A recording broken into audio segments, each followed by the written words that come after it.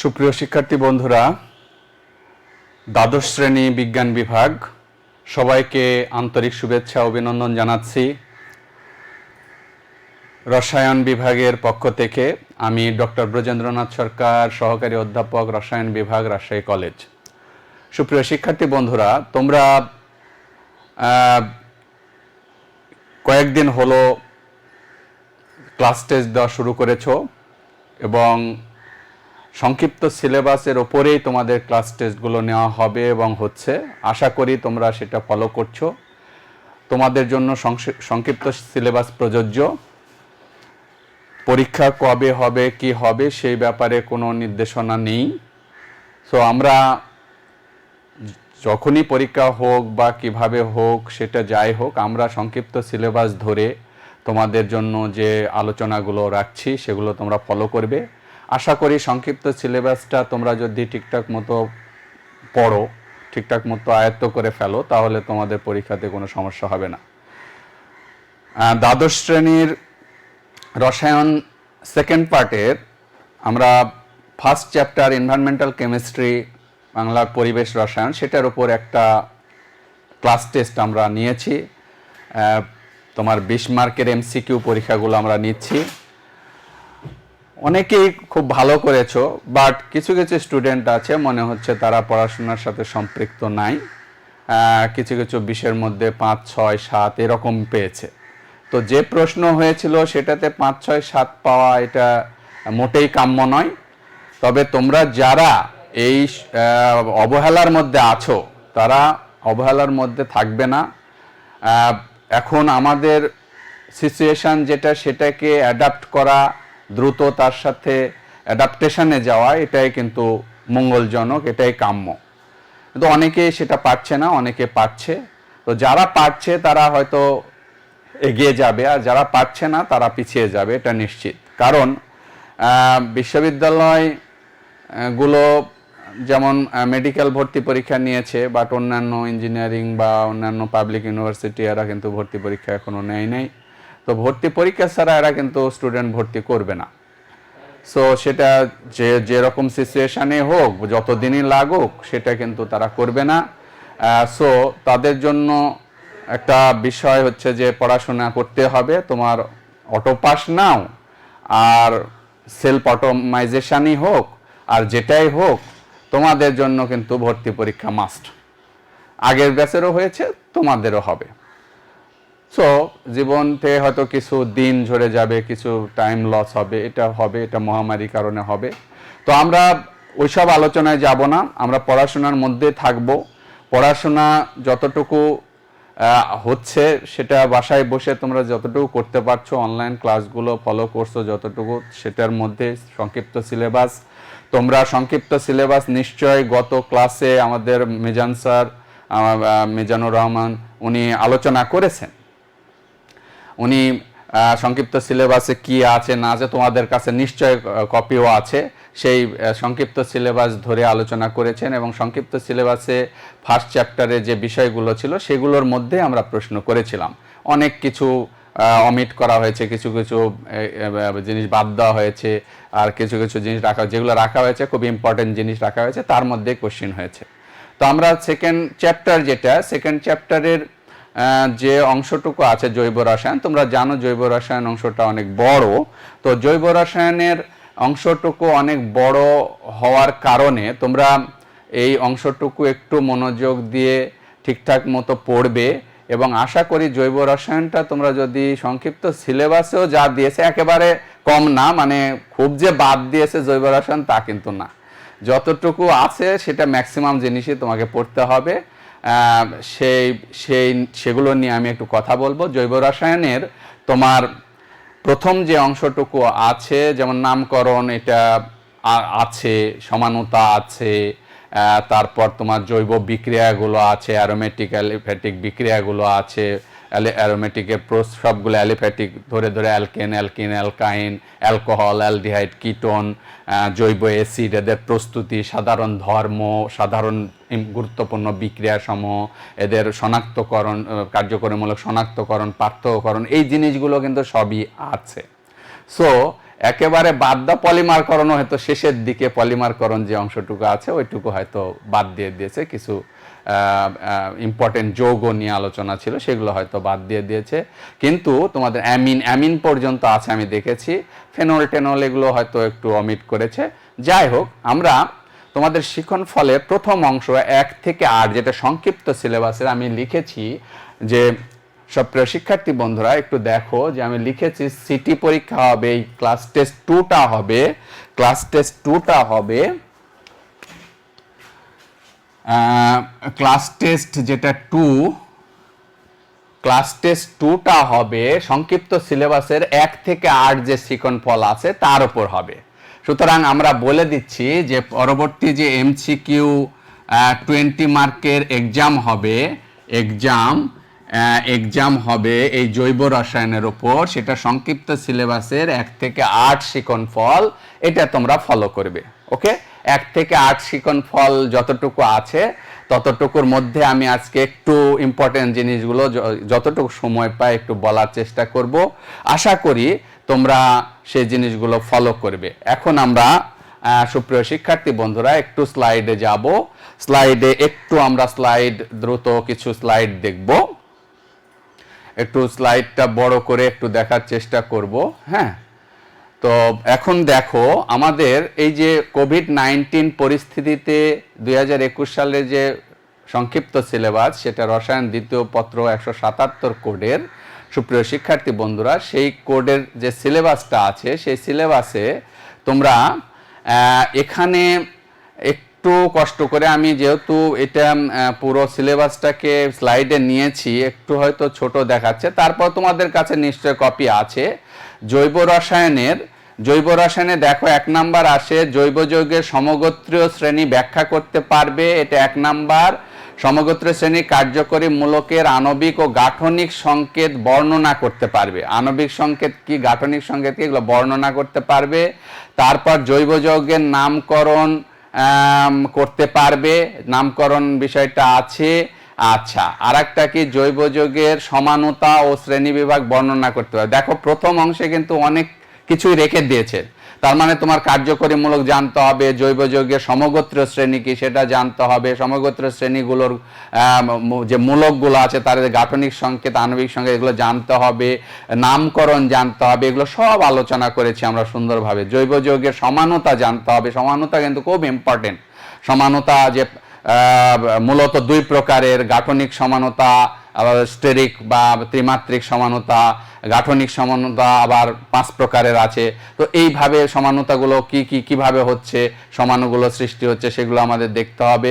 এরপর কি অ্যারোমেটিক যৌগের প্রস্তুতি, এখানে কিন্তু তোমাদের খেয়াল করতে হবে 2টা অ্যারোমেটিক যৌগের কথা বলছে, একটা বেনজিন আর একটা টলুইন। অ্যারোমেটিক যৌগের প্রস্তুতি, বেনজিন টলুইন অ্যারোমেটিক যৌগের বিশেষ বৈশিষ্ট্য অ্যারোমেটিসিটি ব্যাখ্যা করতে পারবে। তার মানে বেনজিন টলুইন এই দুটা নিয়ে তার প্রস্তুতি, ধর্ম, বৈশিষ্ট্য, অ্যারোমেটিসিটি, ওখানে হাকেল নিয়ম আছে কোনটা অ্যারোমেটিক যৌগ কোনটা নয়, এই বিষয়গুলো কিন্তু তোমাদের বিস্তারিত ওখানে একটু দেখতে হবে। যেহেতু 2টা যৌগ স্পেসিফিক ভাবে এখানে উল্লেখ করেছে, তাহলে বেনজিন আর টলুইন নিয়ে তোমাদের এখানে বিস্তারিত পড়তে হবে। আচ্ছা, আরেকটা এই দেখো 1 2 3 4 5 নাম্বার 6 নাম্বার দেখো জৈব যৌগের বিভিন্ন প্রকার বিক্রিয়া ব্যাখ্যা করতে পারবে। এখানে কিন্তু খুব ইম্পর্টেন্ট বিষয়, যে বিক্রিয়াগুলো, যে মূল বিক্রিয়াগুলো রয়েছে, যেমন আমরা প্রতিস্থাপন বিক্রিয়া, সংযোজন বিক্রিয়া, তারপরে কি সংযোজনের পর অপসারণ বিক্রিয়া, পরমাণুকরণ বিক্রিয়া। এখন প্রতিস্থাপন আবার 2 ধরনের, ইলেকট্রন আকর্ষী প্রতিস্থাপন, কেন্দ্র আকর্ষী প্রতিস্থাপন। আবার সংযোজন ইলেকট্রন আকর্ষী সংযোজন, কেন্দ্র আকর্ষী সংযোজন। আবার অপসারণের মধ্যে কিন্তু 2 প্রকার, E1 E2। আর পরবর্তীতে আবার এখানে তোমাদের কিন্তু এই যে বলা হয়েছে যে কেন্দ্র আকর্ষী প্রতিস্থাপন বিক্রিয়া, যে SN1 SN2 এগুলো ভালো করে দেখতে হবে। এবং পরের স্লাইডে আমার 7 হচ্ছে দেখো ওই যে ইলেকট্রন আকর্ষী সংযোজন এবং প্রতিস্থাপন বিক্রিয়া এবং কেন্দ্র আকর্ষী প্রতিস্থাপন বিক্রিয়া, এই দুইটাকে আলাদাভাবে বলা হয়েছে, তাই না? তাহলে আমাদের এই 8 নাম্বার পর্যন্ত কিন্তু আমাদের সুন্দরভাবে পড়তে হবে। আর পরের যে আরো 17টা মোট শিখন ফল আছে জৈব রসায়নের, এই পরের যে আরো 8টা মতো থাকছে, সেই 8টা আমরা পরের পরীক্ষা নেব। তাহলে প্রথম পরীক্ষাটা নিব আমরা জৈব রসায়নের প্রথম পরীক্ষাটা নেব সুপ্রিয় শিক্ষার্থী বন্ধুরা। এখন আমরা একটু বোর্ডে যাই, তাহলে দেখতে পাচ্ছি যে প্রথম পরীক্ষাটা নিচ্ছি কি আমরা, জৈব রসায়নের সংক্ষিপ্ত সিলেবাস 1 থেকে 8 যে শিখন ফল আছে সেটার এমসিকিউ আমরা 20টা প্রশ্ন করব। সেটা 20টা প্রশ্ন, এই 20 কোশ্চেন তোমাকে অ্যান্সার করতে হবে।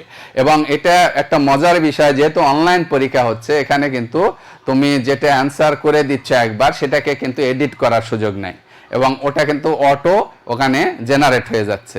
তো সেক্ষেত্রে কিন্তু তোমরা এটাকে ম্যানিপুলেট করার সুযোগ পাবা না, এবং 20 মিনিটস বা 30 যে সময় দেওয়া হচ্ছে সেই সময়ের মধ্যেই তোমাকে এটা করতে হচ্ছে। সুতরাং তোমাদের কিন্তু এটা একটা ভালো কুইজ সিস্টেমের পরীক্ষা হচ্ছে। এই কুইজ পরীক্ষাটা দিলে কি হয়, তোমার ব্রেন দ্রুত কাজ করানোর একটা প্র্যাকটিস হয়, এবং এটা তোমার কিন্তু অ্যাডমিশন টেস্টে কিন্তু একাডেমিক পরীক্ষাতে এত দ্রুত হয়তো করতে হয় না, বাট অ্যাডমিশন টেস্টে কিন্তু খুব দ্রুত কিছু বিষয় তোমাকে উপস্থাপন করতে হয়, তোমার লিখতে হয়, বা তোমাকে এমসিকিউ কোশ্চেন অ্যান্সার করতে হয়। খুব কম সময় থাকে, ধরো 100টা প্রশ্ন আছে, তোমার 60 মিনিট টাইম, তাহলে তোমার অনেক কম সময় কিন্তু, তাহলে এই জিনিসগুলো তোমার প্র্যাকটিস হচ্ছে। সো এটাকে তোমরা অবহেলা করবে না। আমরা জানি তোমরা রাজশাহী কলেজ স্টুডেন্ট, তোমরা অনেক স্টুডিয়াস এবং ইন্ডাস্ট্রিয়াস, তোমাদের কিন্তু অনেক বড় সামনের ভবিষ্যৎ নিয়ে তোমরা টার্গেট নিয়ে এগুতে থাকো। সো তোমরা এর মধ্যেই কষ্ট করে পড়ছো, বাড়িতে কষ্ট করে আসো, এখন সিচুয়েশনের কারণে গৃহবন্দী থাকতে হচ্ছে, কিন্তু এর অর্থ এই নয় যে তোমরা পড়াশোনা বন্ধ রেখেছো। আমরা জানি তোমরা অনেক ভালো পড়াশোনা নিয়ে আছো এবং সবাই প্র্যাকটিসে আছো, এবং খুব ভালো করেছে। আমি দেখলাম ম্যাক্সিমাম স্টুডেন্ট 20-এর মধ্যে 18, 19, 17, 18, 19, এমনকি 20ও কিছু কিছু পেয়েছে, খুবই কম যদিও, কিন্তু 15 প্লাস পাওয়া এরকম কোশ্চিনে, বা 16, 17, 18 এরকম পাওয়াও কিন্তু অনেক অনেক ভালো প্র্যাকটিস আছে, এটা বোঝা যায়। সো যেহেতু আমি পুরো চ্যাপ্টারটার উপরেই আমি কোশ্চিন করেছিলাম, সো তোমরা কিন্তু এই বিষয়টা খেয়াল রাখবে, এবং যে কোনো পরীক্ষা তোমরা এটাকে নেগেটিভলি নিবে না। একটা পরীক্ষা দিলে অসুবিধা কি, তুমি একটু যেগুলো পড়া আছে ওগুলো একটু দেখে টেকে ঘরে বসেই তো পরীক্ষাটা দিচ্ছ, দিলে তোমার তো ক্ষতি হবে না। তুমি একটা এক্সাম দিলে তোমার একটা প্র্যাকটিস হলো। অনেকে খুব নেগেটিভ মন্তব্য করে, রাজশাহী কলেজ শুধু স্টুডেন্টদের খাটায়, পরীক্ষা নেয়, ই করে সে করে। তো এইটা আসলে আমাদের কাম্য নয়। তোমাদের কাছে আমরা কি কামনা করি, তোমার গার্ডিয়ান কি কামনা করে, তোমার দেশ জাতি কি কামনা করে, যে তুমি একটা সুনাগরিক হিসাবে, যোগ্য নাগরিক হিসাবে তুমি এই সমাজে প্রতিষ্ঠিত হবে, এবং তোমার দক্ষতা থাকবে, যোগ্যতা থাকবে, তুমি আর 10 জন যে কাজ করতে পারো না সেটা তুমি করে দেখাতে পারো। এইরকম তোমাকে প্ল্যান করতে হবে। তুমি কেন বড় স্বপ্ন দেখবে না? অবশ্যই বড় স্বপ্ন দেখবে, যে একদিন তুমি বড় পর্যায়ে বড় কাজ করবে, বড় বড় পর্যায়ে তোমাদের ভূমিকা রাখার সুযোগ হবে। সেই কাজগুলো কিন্তু তোমরা দক্ষতার সাথে যাতে করতে পারো, এই জন্য তোমাদেরকে এখন থেকে নিজেকে তৈরি করতে হবে। সুপ্রিয় শিক্ষার্থী বন্ধুরা, আমরা একটু স্লাইডে যাই। এখন আমরা এই সংক্ষিপ্ত সিলেবাসের 1 থেকে 8 শিখন ফলের মোটামুটি যতটুকু আমি একটু স্লাইডে দেখাতে পারি সেগুলো একটু দেখানোর চেষ্টা করছি। একটু স্লাইডে যাব সুপ্রিয় শিক্ষার্থী বন্ধুরা।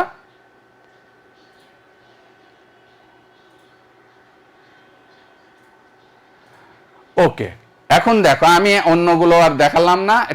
টুডেস টপিক হচ্ছে, দেখো, কার্বন। এখানে অ্যাবান্ডেন্স অফ অর্গানিক কম্পাউন্ড, মানে জৈব যৌগ আমরা কেন পড়ি, জৈব রসায়নের এত গুরুত্ব কেন, আর জৈব যৌগগুলো unique. Carbon is a unique element, মানে এটার অনন্য সাধারণ বৈশিষ্ট্য আছে, সেগুলো আলোচনা হয়েছে। ক্যাটিনেশন, এগুলো তোমাদের কাছে রিপিটেশন হচ্ছে। সো ক্যাটিনেশন আমরা জানি, চেইন, তারপরে অ্যালোট্রপস অফ কার্বন, ক্যাটিনেশন আছে, অ্যালোট্রপস মানে বহুরূপতা আছে। তারপর কি বন্ড এনার্জি, দাও carbon carbon single bond energy 345 kilojoule per mole, whereas carbon oxygen 350, nitrogen 146, oxygen 162। তাহলে বোঝা যাচ্ছে যে কার্বন বন্ধন যে শক্তি সেটা বেশি, তার মানে এর সুস্থিতি বেশি, মোর স্টেবল। আবার কি একক বন্ধন, দ্বিবন্ধন, ত্রিবন্ধন গঠন করতে পারে। অন্যান্য যৌগগুলোর কিন্তু, অন্য মৌলগুলোর কিন্তু এত অধিক সংখ্যক বন্ধন গঠন করে যৌগ গঠনের ক্ষমতা খুবই সীমিত। এবং হাইব্রিডাইজেশন, এখানে একটা ইন্টারেস্টিং বিষয় যে সে sp3, sp2, sp3 ধরনের হাইব্রিডাইজেশনের মাধ্যমে সে যৌগ গঠন করতে পারে। আইসোমারাইজেশন বা সমানতা। সমানতা একটা অন্যতম বৈশিষ্ট্য, অর্থাৎ একই আণবিক সংকেত কিন্তু গাঠনিক সংকেত ভিন্ন, তাদের বৈশিষ্ট্য ধর্ম ভিন্ন হচ্ছে। আবার আণবিক সংকেত গাঠনিক সংকেত এক হওয়া সত্ত্বেও সমানতার সৃষ্টি হতে পারে, যেমন আমরা পড়েছি ত্রিমাত্রিক বা স্টেরিও সমানতা, মানে সেই কার্বনের সাথে যুক্ত পরমাণু বা মূলকের স্থানিক বিন্যাস বা অবস্থান, ত্রিমাত্রিক যে বিন্যাস থাকে সেই বিন্যাস বা অবস্থান অ্যারেঞ্জমেন্ট এর ভিন্নতার কারণে different arrangement of molecule or atom which is attach to the carbon atom. তাহলে এই অ্যারেঞ্জমেন্টের ডিফারেন্স থাকার কারণেও কিন্তু সমানতার সৃষ্টি হতে পারে। যেমন এখানে C4H8 দিয়ে দেখো 4টা সমাণু হতে পারে, সেটা লিখেছে বিউটিন 1, বিউটিন 2, তারপরে ওই যে শাখায়িত হতে পারে। এটা মনে রাখবা যে 3-এর অধিক যদি কার্বন সংখ্যা হয় তখন শাখার কথা তোমাকে অবশ্যই চিন্তা করতে হবে। 3 পর্যন্ত কোনো শাখা হবে না। 3-এর অধিক যদি কার্বন থাকে ওই আণবিক সংকেতের মধ্যে, তাহলে শাখায়িত যৌগ সৃষ্টি করা সম্ভব। তখন কিন্তু তোমরা এটা অবশ্যই মাথায় নিবা। C3H8 দেখো C3 3টা কার্বন, এখানে কিন্তু শাখা হচ্ছে না, এখানে কিন্তু OH এর অবস্থান চেঞ্জ হচ্ছে, একটা প্রোপানল 1, প্রোপানল 2 আর একটা মিথাইল ইথাইল ইথার বা মিথক্সি ইথেন এটা বলে থাকি। তাহলে দেখো একই আণবিক সংকেত কিন্তু গাঠনিক সংকেত 3 প্রকার 4 প্রকার, এমনকি 5, 6, 7, 8 এরকম 9, 10টাও সমাণু সৃষ্টি হতে পারে। আরেকটা অন্যতম বৈশিষ্ট্য হচ্ছে পলিমারাইজেশন। তোমরা জানো যে জৈব যৌগের অন্যতম কিছু বৈশিষ্ট্যের মধ্যে এটা একটা বৈশিষ্ট্য যে কিছু কিছু জৈব যৌগ আছে যারা পলিমার গঠন করতে পারে, মনোমার থেকে তা সে পলিমারে মানে জায়ান্ট মলিকুল সে ফর্ম করতে পারে। ঠিক আছে, এইটা একটা অন্যতম বৈশিষ্ট্য। যেমন ইথিন থেকে পলিথিন, প্রোপিন থেকে পলিপ্রোপিন, তারপর তোমার ভিনাইল ক্লোরাইড থেকে পলিভিনাইল ক্লোরাইড, স্টাইরিন থেকে পলিস্টাইরিন, তারপর ফেনল ফর্মালডিহাইড থেকে ব্যাকেলাইট, এরকম আমরা অসংখ্য পলিমার এরকম। আবার ন্যাচারাল দেখো স্টার্চ, সেলুলোজ, এগুলো কিন্তু সবই হচ্ছে ন্যাচারাল। তারপরে নাইলন 6,6, নাইলন 6,10, এগুলো সব পলিয়েস্টার, এগুলো সবই হচ্ছে তোমার কি পলিমারিক যৌগ। ফাংশনাল গ্রুপ এটা আমি আলোচনা করব না, কারণ কার্যকরী মূলক যে মূলকের অবস্থান বা উপস্থিতির কারণে ওই জৈব যৌগের তার ক্রিয়াদর্শিতা মূলক বলা হয়, তার ভৌত রাসায়নিক ধর্ম কার্যকরভাবে নিয়ন্ত্রিত হয়।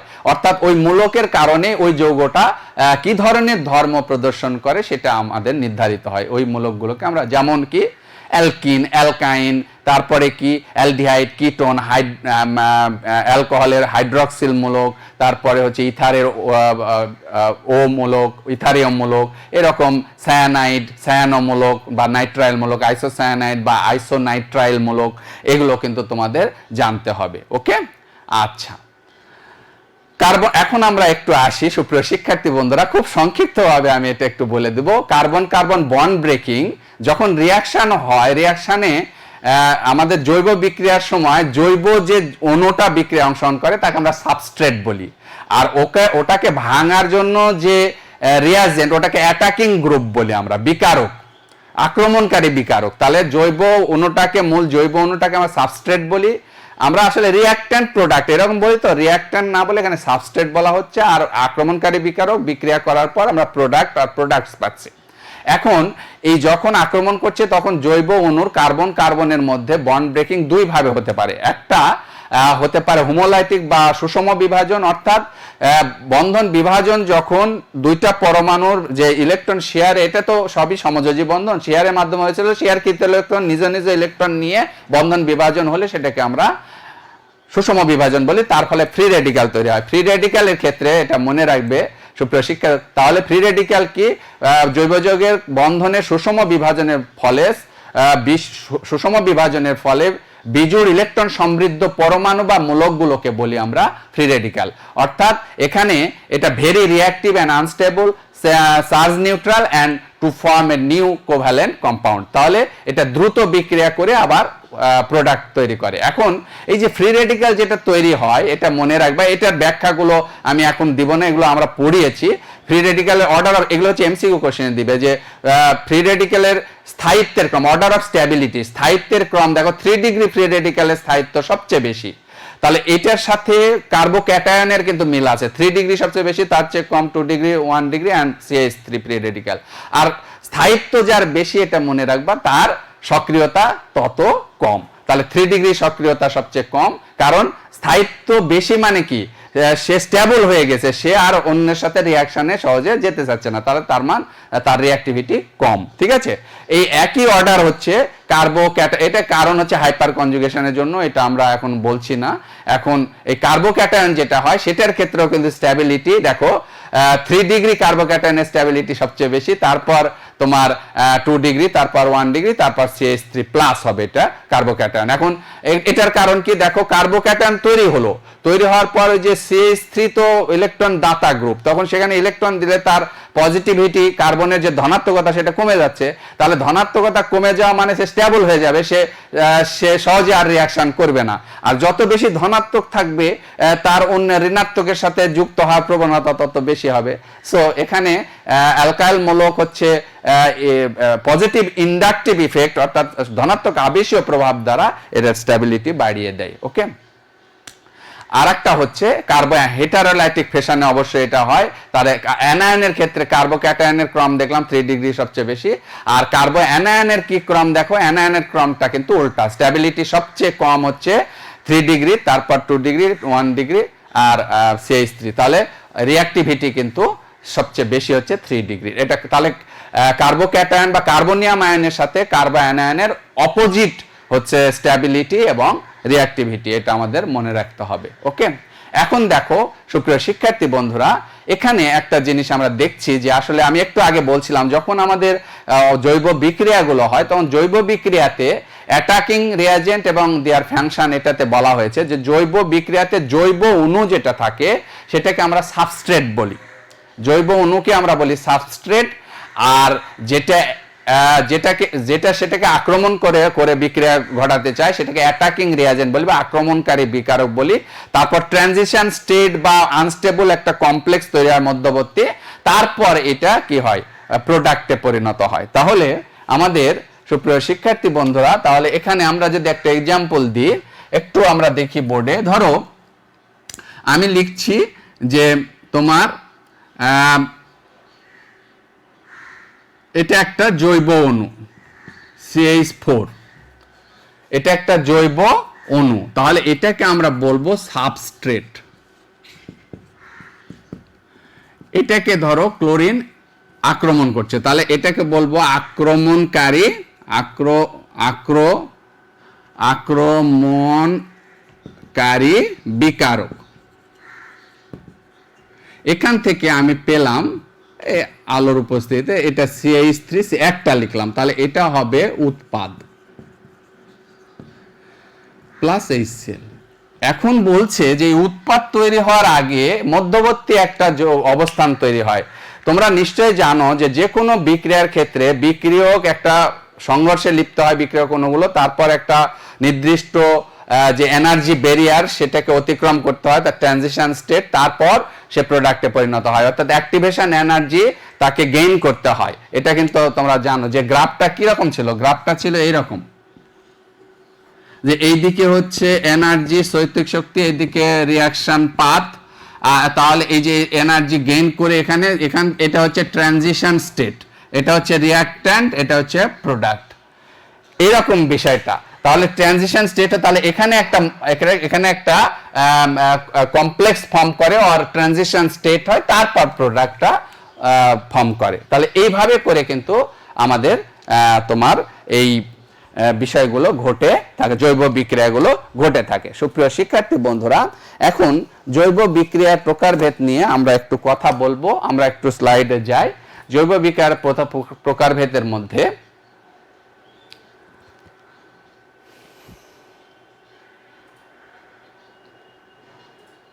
ওকে, এখন দেখো জৈব বিক্রিয়ার প্রকারভেদের আগে আরেকটা বিষয় আছে, যে এই যে অ্যাটাকিং রিয়াজেন্ট আমরা বললাম, আক্রমণকারী বিকারক, এই বিকারক দুই ধরনের হয়, একটা হচ্ছে ইলেকট্রোফাইল আর একটা হচ্ছে নিউক্লিওফাইল। ইলেকট্রোফাইল মানে হচ্ছে যে সকল বিকারকের ইলেকট্রন লাভার বা ইলেকট্রন লাভিং বিকারকগুলোকে ইলেকট্রোফাইল বলি, আর নিউক্লিয়াস লাভিং রিয়াজেন্ট গুলোকে আমরা নিউক্লিওফাইল বলি। ইলেকট্রোফাইল তাহলে কারা, ইলেকট্রনকে কারা আকর্ষণ করে, কারা ইলেকট্রনের প্রতি ভালোবাসা রয়েছে, যাদের ইলেকট্রন ঘাটতি রয়েছে, তাই না? এখন এটা দুই প্রকার হতে পারে, একটা অল পজিটিভলি চার্জড আয়নস আর ইলেকট্রোফাইলস।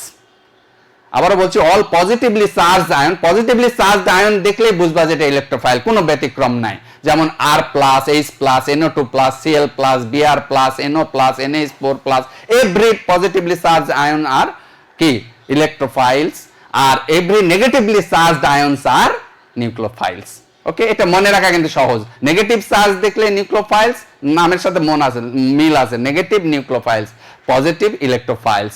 আর নিউট্রালের মধ্যে দেখবা কার ইলেকট্রন ডেফিসিট আছে, কার ইলেকট্রন ডেফিসিয়েন্সি আছে। দেখো অ্যালুমিনিয়াম ক্লোরাইড 3 পেয়ার্স, তাহলে অষ্টক পরিমাণ 2 পেয়ার্স আছে, aluminium chloride, boron trichloride, beryllium chloride, ferric chloride, sulphur trichloride, sulphur trioxide, zinc chloride, carbon dioxide, তারপর হচ্ছে কি বোরন ট্রাইক্লোরাইড। এগুলো সবই হচ্ছে ইলেকট্রোফাইল, কারণ এদের ইলেকট্রন ঘাটতি আছে। আর একটা কি আছে দেখো, নিউক্লিওফাইল। নিউক্লিওফাইলের মধ্যে কি আছে, নিউট্রাল গুলো কি, যাদের ইলেকট্রন মুক্তজোড় ইলেকট্রন, এটা মনে রাখবা, মুক্তজোড় ইলেকট্রন, এক্সেস ইলেকট্রন আছে। যেমন ওয়াটারে অক্সিজেনে কি আছে, লোন পেয়ার ইলেকট্রন আছে, ওয়াটারে H2S, অ্যামোনিয়া নাইট্রোজেন আছে, ফসফিনে ফসফরাস আছে, অ্যালকোহলে ওতে আছেন, অ্যামিনে নাইট্রোজেন আছে। আর একটা মনে রাখবা, গ্রিগনার্ড রিয়াজেন্ট হচ্ছে নিউক্লিওফাইল।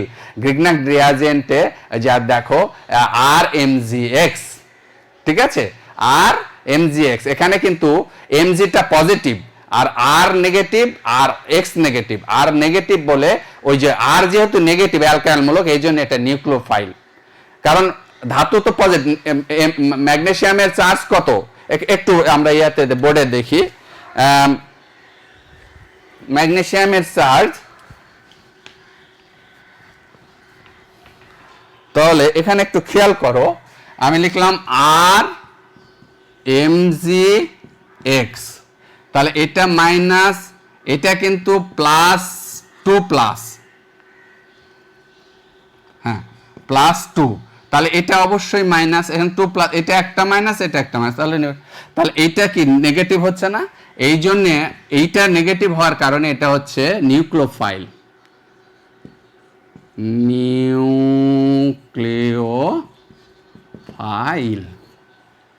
নিউক্লিওফাইল। ওকে, আচ্ছা সুপ্রিয় শিক্ষার্থী বন্ধুরা, আমরা আবার চলে যাই স্লাইডে। তাহলে ইলেকট্রোফাইল, নিউক্লিওফাইল গুলো কি করছে, সাবস্ট্রেটকে সে অ্যাটাক করছে। তাহলে আমাদের সাবস্ট্রেট হচ্ছে জৈব অণু, আর নিউক্লিওফাইল গুলো বা ইলেকট্রোফাইল গুলো কি করছে, তাকে অ্যাটাক করছে। তারপর আমার কি হচ্ছে, প্রোডাক্ট তৈরি হচ্ছে, মানে ট্রানজিশন স্টেট দেন প্রোডাক্ট, এটা আমাদের মনে রাখতে। এখন আমরা আসি জৈব বিক্রিয়া। জৈব বিক্রিয়া, অ্যাডিশন রিঅ্যাকশন, অপসারণ বিক্রিয়া, প্রতিস্থাপন, পারমাণবিক পুনর্বিন্যাস, এই বিক্রিয়াগুলোর তোমরা ভালো করে শিখতে হবে। এবং এখানে আমি আজকে একটা বা দুইটা বিক্রিয়া নিয়ে তার কথা বলবো, আমি এত বিক্রিয়া নিয়ে কথা বলবো না। সংযোজন বিক্রিয়া, এটা নিয়ে একটু কথা বলবো।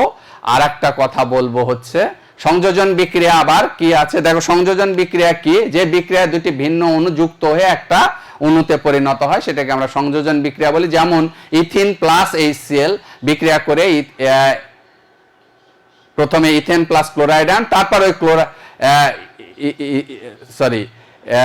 CH2+ মানে একটা ক্যাটায়ন ফর্ম করছে, তারপর ওই ক্যাটায়নের সাথে কি হচ্ছে, ক্লোরাইড আয়ন এসে যুক্ত হয়ে কি হচ্ছে, আর একটা জুট যৌগ তৈরি হচ্ছে। সাধারণত পাই বন্ধন যুক্ত যৌগগুলো এই জুট বিক্রিয়া দেয়। এই বিক্রিয়া একটি পাই বন্ধন বেগে দুটি সিগমা বন্ধন গঠিত হয়। এখন দেখো ইলেকট্রন আকর্ষী যে জুট বিক্রিয়া, সুপ্রিয় শিক্ষার্থী, এটা দুই প্রকার, জুট বিক্রিয়া বা সংযোজন বিক্রিয়া দুই প্রকার। এটা হচ্ছে, একটা হচ্ছে ইলেকট্রন আকর্ষী জুট অ্যাডিশন রিঅ্যাকশন, আর একটা হচ্ছে নিউক্লিওফাইল অ্যাডিশন রিঅ্যাকশন। তাহলে ইলেকট্রোফিলিক অ্যাডিশন রিঅ্যাকশন আর নিউক্লিওফিলিক অ্যাডিশন রিঅ্যাকশন। এখন ইলেকট্রোফিলিক অ্যাডিশন রিঅ্যাকশন কি আর নিউক্লিওফিলিক অ্যাডিশন রিঅ্যাকশন কি একটু আমরা বোর্ডে দেখে নিব। সুপ্রিয় শিক্ষার্থী বন্ধুরা, একটু জুট বিক্রিয়া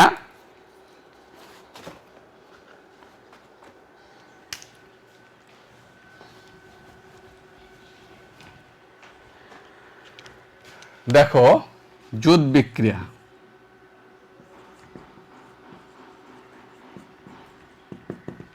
ইংরেজিতে বলি অ্যাডিশন রিঅ্যাকশন।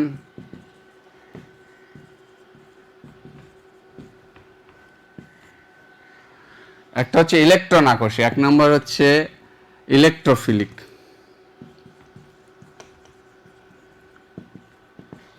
ইলেকট্রোফিলিক কোনটা দেখো, আমরা একটা এক্সাম্পল দিই।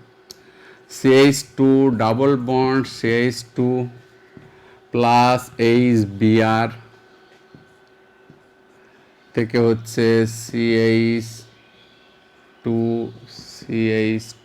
একটাতে Br আর একটাতে H, এই যে জুট হচ্ছে। এটা ইলেকট্রোফিলিক কেন? এখানে ফার্স্ট স্টেপে কি হয়, এই যে এই HBr এটা ভাঙে এবং এটার বিষম বিভাজন হয়, হলে H প্লাস আর Br মাইনাস। এটা হচ্ছে ইলেকট্রোফিলিক রিয়াজেন্ট, কারণ এটা হচ্ছে পজিটিভলি চার্জ। এটা কি করে, যেহেতু ইলেকট্রোফাইলস প্রথমে এই সেকেন্ড ধাপে এসে কি হচ্ছে, এই CH2 ডাবল বন্ড CH2 এটাকে এই H প্লাস ইলেকট্রোফাইল যেটা, সেটা কি করে, এই এটার ইলেকট্রনকে আকর্ষণ করে। এই জন্য এটা ইলেকট্রোফিলিক জুট বিক্রিয়া বলা হচ্ছে, কারণ এখানে তো নিউক্লিওফাইলও তৈরি হয়েছে, কিন্তু নিউক্লিওফাইল কিন্তু প্রথমে এই পাই বন্ধনের ইলেকট্রনকে আকর্ষণ করতে পারে না, কারণ তার তো ইলেকট্রন বেশি আছে। ঠিক আছে, এই জন্য এখন দেখো তুমি বলতে পারো এখানে তো নিউক্লিওফাইলও যুক্ত হয়, তাহলে নিউক্লিওফিলিক অ্যাডিশন বলছি না কেন? না বলার কারণ হচ্ছে এখানে ইলেকট্রোফাইলটা এই পাই ইলেকট্রনকে প্রথমে আকর্ষণ করে তার সাথে বন্ডিং এ যায়, সেটা সিগমা বন্ড হয়। সেটা কিভাবে হচ্ছে দেখো, আকর্ষণ করলো CH2 সিঙ্গেল বন্ড, এই CH2 এখানে এটা যুক্ত হলে হলো CH3, আর এটা হয়ে যাচ্ছে তখন ইলেকট্রন ঘাটতি, কারণ ইলেকট্রনকে দিয়ে দিল, তাহলে এটা হয়ে যাচ্ছে কার্বোক্যাটায়ন। এই যে থার্ড স্টেপে এসে কি হচ্ছে, এই যে CH2 সিঙ্গেল বন্ড CH3 এই প্লাস কার্বোক্যাটায়ন, এটার সাথে এই যে এটা নিউক্লিওফাইল, এটা নেগেটিভলি চার্জ নিউক্লিওফাইল, এই নিউক্লিওফাইলটা Br মাইনাস এটা আসছে, এটা এই যে Br মাইনাস, ইলেকট্রন বেশি আর ইলেকট্রন ঘাট। তোমার তীর চিহ্নটা খেয়াল রাখবে, যেদিকে ঘাটতি সেই দিকে তীর চিহ্ন দিতে হবে। দেখো এটার ঘাটতি প্লাস, ওই জন্য আমি এইদিকে তীর চিহ্ন দিলাম, আর এটার উদ্বৃত্ত এটার ঘাটতি, এইদিকে তীর চিহ্ন দিলাম। এইভাবে তীর চিহ্ন কিন্তু ভুল করলে হবে না, তীর চিহ্ন ভুল করলে তোমাদের কিন্তু মার্কস কাটা যাবে।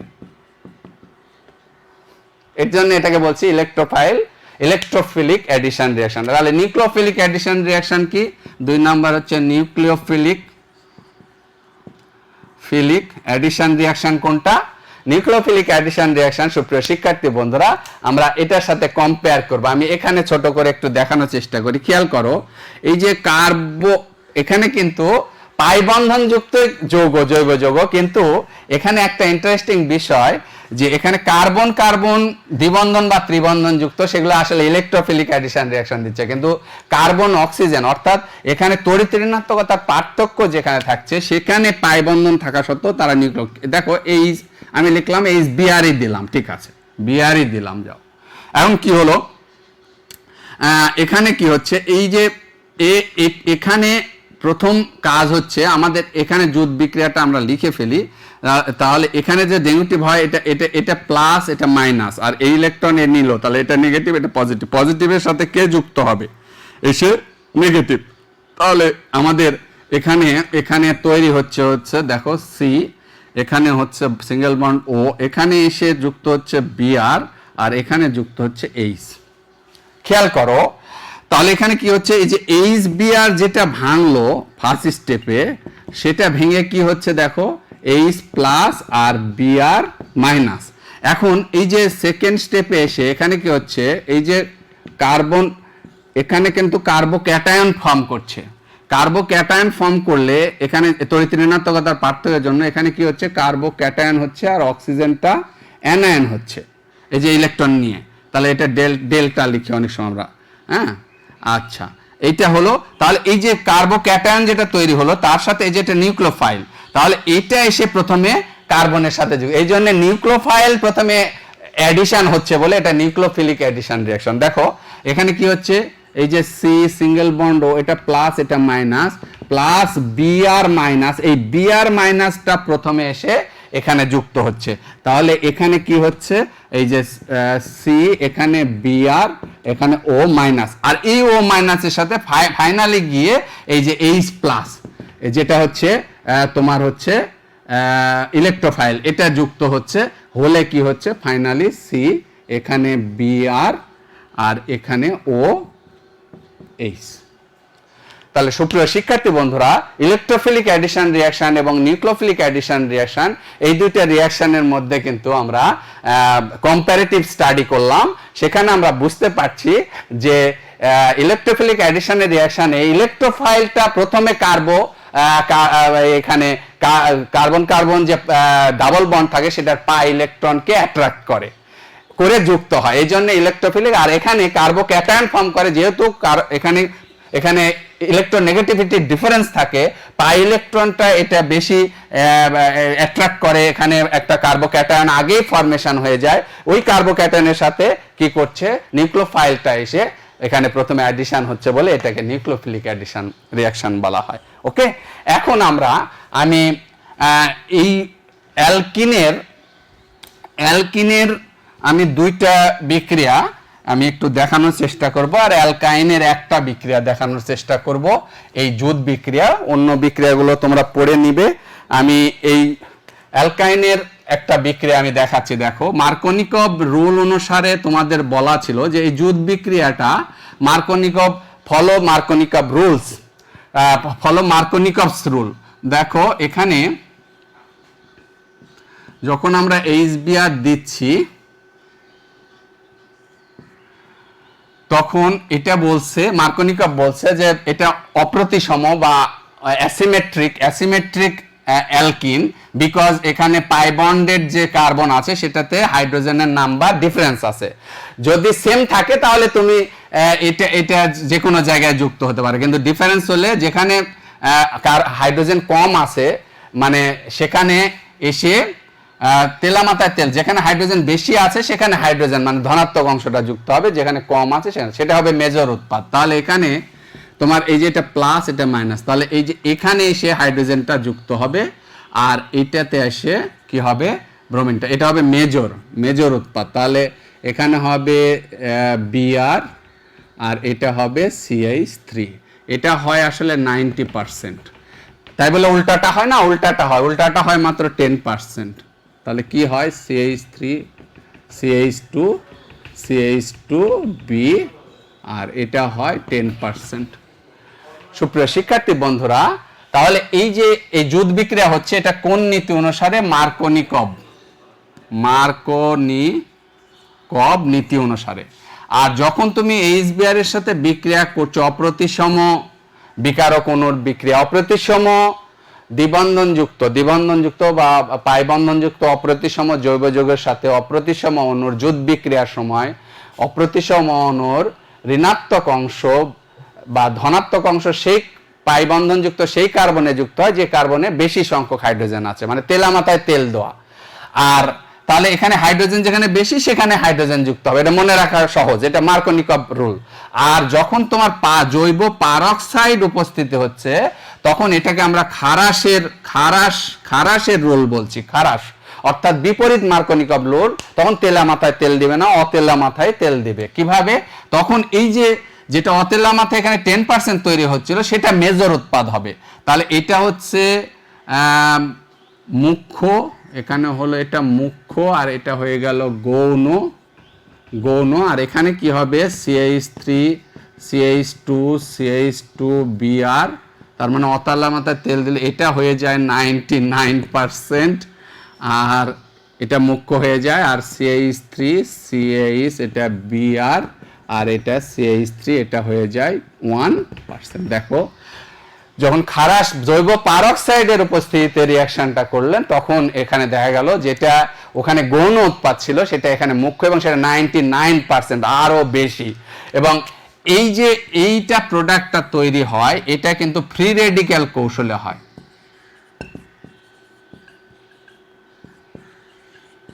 এই কৌশলগুলো আমরা আলোচনা করেছি। আর এখানে যে প্রোডাক্টটা তৈরি হলো এই মার্কোনিকভ রুল, সেটা হচ্ছে আয়নিক কৌশলে হয়, ওই যেটা একটু আগে আমরা দেখালাম, আয়নিক কৌশলে হয়। আমি কৌশল এখন দেখাবো না, কারণ এত সময় দেওয়া সম্ভব না। কৌশলগুলো আমরা আগের যখন ক্লাস করিয়েছি সুন্দরভাবে আছে, তোমার গ্রুপে ভিডিও যদি দেখে নাও সেই কৌশলগুলো ওখানে সুন্দরভাবে আলোচনা করা আছে। কেন এটা মেজর উৎপাদ হলো, কেন এটা মেজর উৎপাদ হলো, এটা কৌশল দিয়ে যখন কম্পেয়ার করতে বলবে, কৌশল না লিখে খালি নীতি লিখলে হবে না, ফুল মার্কস পাওয়া না 4 নাম্বার কোশ্চেনে। তোমাকে লিখতে হবে কৌশল, কারণ এখানে 2 ডিগ্রি কার্বোক্যাটায়নটা হচ্ছে কম সুস্থিত, ফলে সেটা বেশি বিক্রিয়া করে না, সরি অধিক সুস্থিত থাকে 1 ডিগ্রির চেয়ে। 1 ডিগ্রির চেয়ে 2 ডিগ্রি কার্বোক্যাটায়ন অধিক সুস্থিত থাকে, অধিক সুস্থিত বলে বেশি পরিমাণ তৈরি হয়। আর এখানে হচ্ছে তোমার 1 ডিগ্রি ফ্রি রেডিক্যাল, ঠিক আছে, 1 ডিগ্রি ফ্রি রেডিক্যালটা 2 ডিগ্রি ফ্রি রেডিক্যালের চেয়ে অধিক তৈরি হয়। এরকম একটা ব্যাখ্যা আছে, তো সেটা কিন্তু তোমরা ভালো করে দেখে নিবে। আচ্ছা, এখন আসো কৌশলটা দেখে নিতে হবে। এরপরে আমি একটু আরেকটা রিয়াকশন শুধু একটু দেখাতে চাচ্ছি, সেটা হচ্ছে যে একটা রিয়াকশন দেখে আমি শেষ করব, সেটা অ্যালকাইনের পানি যোজন বিক্রিয়া। অ্যালকাইনের পানি যোজন বিক্রিয়া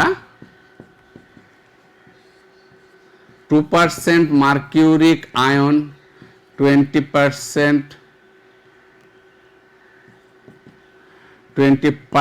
সালফিউরিক অ্যাসিড, 60 ডিগ্রি সেন্টিগ্রেড।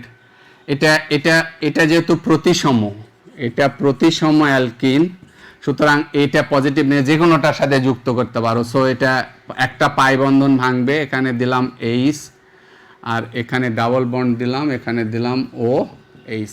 তুমি এটা তো ওএইচ দিতে পারো, এটা এইচ দিতে পারো, কারণ প্রতিসম হলে তোমার পজিটিভ নেগেটিভ তখন আর কোনো ইন্ডিকেশন দরকার নাই। তোমার সাবস্ট্রেট এবং আক্রমণকারী বিকারকের যদি যে কোনো টাইপ প্রতিসম হয়, তাহলে যুদ্ধ বিক্রিয়াটা আর মার্কোনিকভ রোল বা অ্যান্টি মার্কোনিকভ কোনোটা ফলো করবে না, অটোমেটিক তুমি যেটা ইচ্ছা দিতে পারো, ধনাত্মকটা যেটা ইচ্ছা দিতে পারো ঋণাত্মক, কারণ দুইটাই সমান হাইড্রোজেন রয়েছে। যখন কম বেশি থাকবে দ্বিবন্ধন ত্রিবন্ধনযুক্ত কার্বনে হাইড্রোজেনের সংখ্যা কম বেশি থাকবে, তখন কিন্তু যুদ্ধ বিক্রিয়ার ক্ষেত্রে জৈব পারক্সাইড না থাকলে তখন কিন্তু মার্কোনিকভ নীতি অনুসারে করতে হবে। তাহলে এটা একটা যুদ্ধ যৌগ হলো, এখানে একটা যুদ্ধ যৌগ হলো, এটা ভিনাইল অ্যালকোহল, ভিনাইল অ্যালকোহল। এখন এটা পারমাণবিক পুনর্বিন্যাস, অ্যাটমিক রিঅ্যারেঞ্জমেন্ট, পুনর্বিন্যাস, এটাকে আমরা অ্যাটমিক রিঅ্যারেঞ্জমেন্ট বলি, রিঅ্যারেঞ্জমেন্ট। তাহলে এটা হয়ে কি হচ্ছে এখানে, এইটা খেয়াল করো যে তোমার এখান থেকে এই যে একটা হাইড্রোজেন, এটা এখানে চলে আসে এই কার্বনে, এই বন্ধন ভাঙার জন্য। তাহলে এখান থেকে পাই বন্ধন এখানে যাচ্ছে, আর এখান থেকে হাইড্রোজেনটা চলে আসছে। তাহলে কি হচ্ছে দেখো, হচ্ছে CH, এখানে CH2 ছিল, আর একটা আসলো, তাহলে CH3, তারপর হচ্ছে এখানে CH, আর এখানে ডাবল বন্ড হচ্ছে O, তাহলে ইথানল হচ্ছে।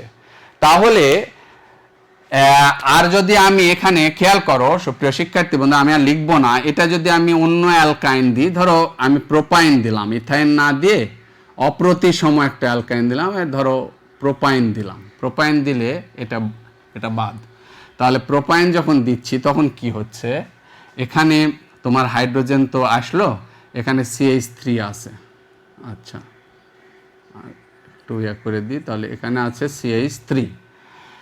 যখন এটা হচ্ছে CH3, এখানে হাইড্রোজেন একটা যুক্ত, সরি এখানে যুদ্ধ বিক্রিয়াটা অবশ্যই অ্যান্টি মার্কোনিকভ রুল অনুসারে হবে, কারণ এটা অপ্রতিসম। অপ্রতিসম হলে কি হবে, যেটা অপ্রতিসম যখন হচ্ছে, অপ্রতিসম হলে এখানে তেলা মাথায়, তখন অপ্রতিসম হলে তেলা মাথায় তেল দিবে, অর্থাৎ হাইড্রোজেন যেখানে বেশি সেখানে হাইড্রোজেন, আর যেখানে হাইড্রোজেন কম সেখানে ঋণাত্মক অংশ। তাহলে এইভাবে যুক্ত হলে কি হচ্ছে, CH3C, এখানে এসে OH, আর এখানে তখন ডাবল বন্ড, কারণ একটা বন্ধন ভেঙে যুক্ত হচ্ছে, আর এখানে CH2, হাইড্রোজেন একটা ছিল আর একটা হাইড্রোজেন আসলো। এইটার পরে এটাতে রিঅ্যারেঞ্জমেন্ট যখন হবে, রিঅ্যারেঞ্জমেন্ট যখন হলো, তখন কি হচ্ছে, তখন এই বন্ধনটা এখানে পাই ইলেকট্রন চলে আসছে, আর এই হাইড্রোজেনটা এখানে চলে যাচ্ছে। তাহলে কি হচ্ছে দেখো, CH3C double bond single bond CH3, তাহলে এটা কিটোন। এবং মনে রাখতে হবে যে শুধুমাত্র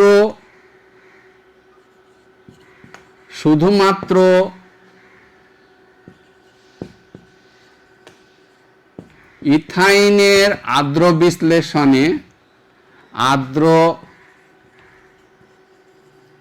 বিশ্লেষণে অ্যালডিহাইড তৈরি হয়।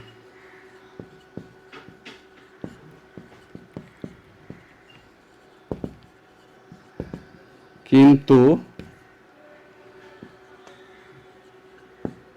বাকি সকল অ্যালকাইনের জন্য কিটোন তৈরি হয়।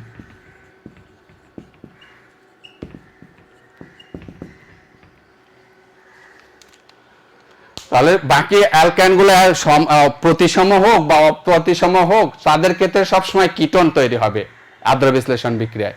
আর শুধুমাত্র এই ইথাইন যদি হয় তাহলে একমাত্র আমরা অ্যালডিহাইড পাবো, তাহলে ইথানল পাবো। আর বাকি সবার ক্ষেত্রে পাবো আমরা কি কিটোন, সেটার ক্ষেত্রে পাবো কিটোন। ওকে সুপ্রিয় শিক্ষার্থী বন্ধুরা, আশা করি তোমরা এই বিষয়গুলো একটু ভালো করে স্টাডি করবে এবং শিক্ষণফল 8 পর্যন্ত তোমাদের যে এক্সাম হবে আমরা বলে দিয়েছি, MCQ 20টা MCQ কোশ্চেন হবে। এই অ্যারোমেটিকের ওই যে তোমার বেনজিন এবং টোলিন ওই অংশটুকু একটু পড়বে, তাদের বিক্রিয়াগুলো একটু দেখবে। সব তো একটা লেকচারের মধ্যে আলোচনা সম্ভব না, আমি যতটুকু ইম্পর্টেন্ট মনে করলাম যে বিষয়গুলো তোমাদের একটু রিকল করা দরকার সেটা বলেছি। এই বিষয়গুলো বিস্তারিত আলোচনা করা আছে আমাদের আগের ক্লাসগুলোতে, সেগুলো তোমরা দেখবে। সবাই সুস্থ থাকবে, ভালো থাকবে। রাজশাহীতে খুবই খারাপ অবস্থা চলছে, সাবধানে চলাফেরা করবে, জীবনের ঝুঁকি নিয়ে কোনো কাজ করবে না। এই পরিস্থিতিতে আমাদের যেটা সরকার নির্ধারিত কঠোর লকডাউন সেটার অবশ্যই মেনে চলবে। যদি বেরোতে হয় খুবই স্বাস্থ্য সচেতনতা যে বিধিগুলো রয়েছে সেগুলো অবশ্যই মনে রাখবে এবং সেগুলো ফলো করবে। সবাইকে আন্তরিক ধন্যবাদ এবং শুভেচ্ছা।